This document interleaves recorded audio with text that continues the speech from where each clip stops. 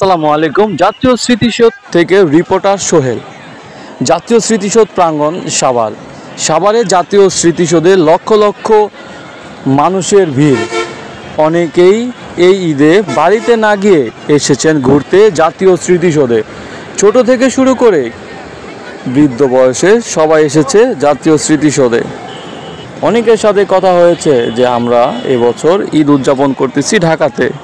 আবার অনেকের সাথে কথা হয়েছে অফিস চলার জন্য অনেক কর্মব্যস্ততার ভিতরে বাচ্চাদেরকে সময় দেওয়া হয় না, তাই বাচ্চাদেরকে ঘোরানোর জন্য নিয়ে এসেছি জাতীয় স্মৃতিসৌধে। বাচ্চারাও অনেক আনন্দ করতেছে, তাই আপনারা সবাই আসুন জাতীয় স্মৃতিসৌধ প্রাঙ্গণে। আসলে অবশ্যই বাচ্চাদেরকে নিয়ে আসবেন। শরীফুল নামে এক ভাইয়ের সাথে কথা হয়েছে। তিনি এসেছেন চট্টগ্রামের চাটগাঁই থেকে জাতীয় স্মৃতিসৌধ দেখানোর জন্য। তার বাচ্চাদেরকে সপরিবারে এসেছেন। তারা আমাদেরকে বলেছে যে অনেক আনন্দ পেয়েছে বাচ্চারা।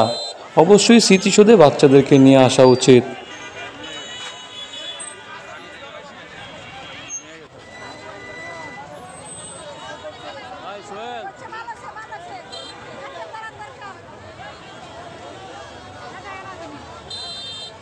সাবধান সোহেল, পকেট সাবধান।